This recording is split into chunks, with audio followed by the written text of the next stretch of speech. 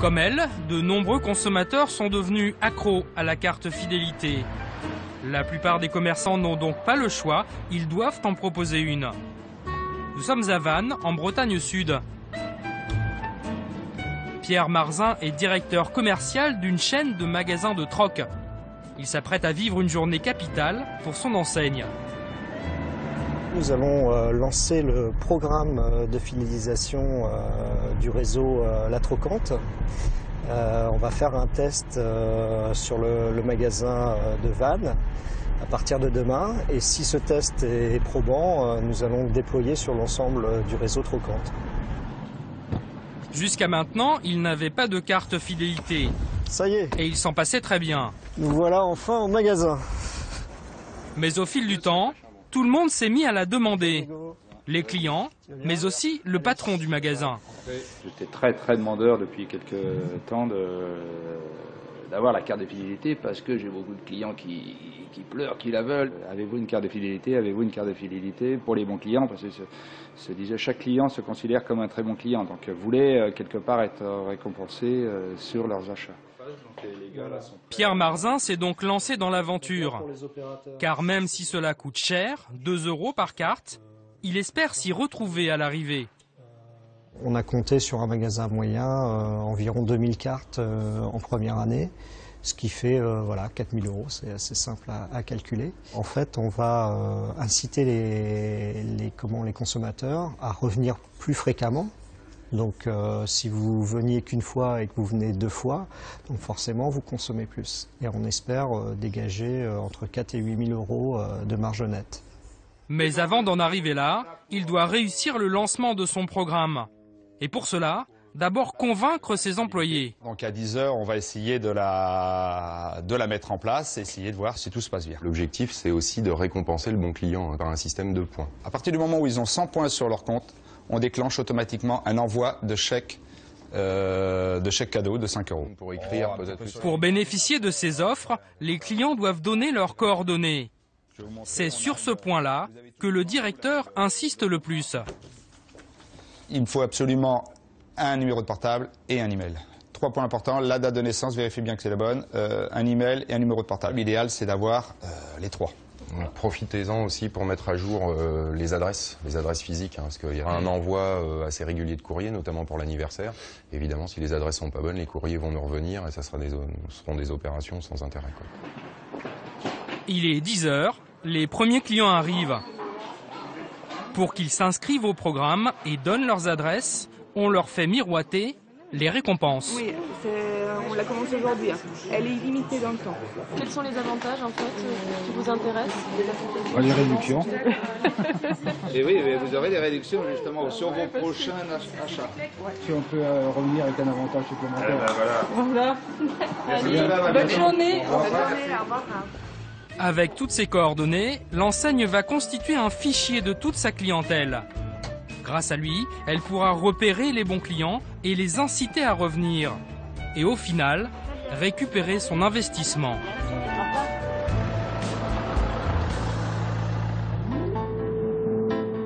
Nous sommes à Bordeaux, chez Aquitem, l'entreprise qui gère le programme fidélité du magasin de troc. C'est ici qu'arrivent les formulaires des nouveaux clients. Une masse énorme de courriers chaque jour, car l'entreprise s'occupe d'une quarantaine de programmes fidélité.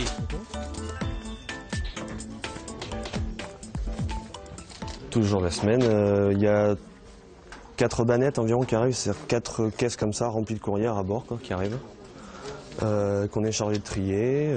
En tout, entre 8 000 et 10 000 clients. Nouveaux clients? Ouais, nouveaux clients, ouais. Toutes enseignes confondues, quoi. Tous les formulaires sont numérisés. Les informations qu'ils contiennent sont ensuite intégrées dans des bases de données.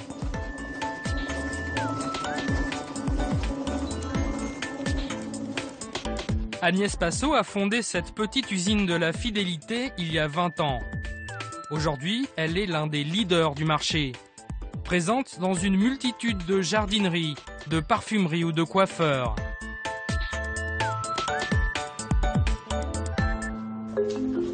Et voici son joyau.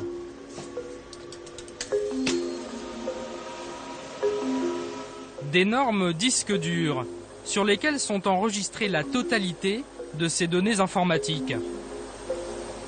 Ah ouais, ils sont jolis aussi.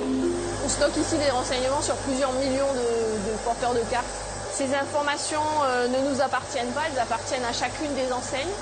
Donc ici, on est simplement un point de stockage, on stocke, on opère pour leur compte et puis on a toute l'infrastructure qui va bien pour la sécurité des données. Et elles sont utilisées pour faire des statistiques, des extractions, des mailings, tout opérer l'ensemble du programme de fidélité de nos clients. C'est un trésor dans le sens où on est là pour le garder, mais il ne nous appartient pas. Hein. On est comme une banque, donc on conserve ces données pour le compte de nos clients. Effectivement, c'est la valeur de leur enseigne, c'est l'information qui les concerne en particulier. Mais l'entreprise ne se contente pas de stocker ces informations. Son métier, c'est surtout de les trier.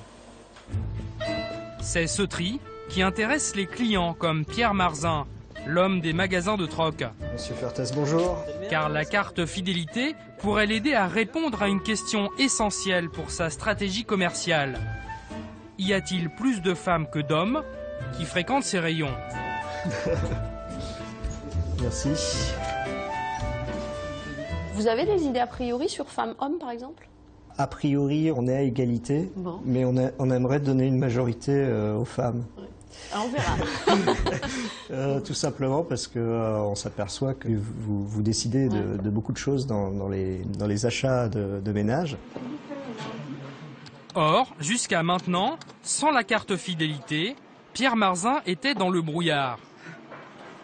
Quand on est commerçant, on a l'impression en fait de savoir, parce qu'on voit des typologies de clientèle et finalement il y a des préjugés qui s'installent. Là, ce sont les chiffres qui parlent.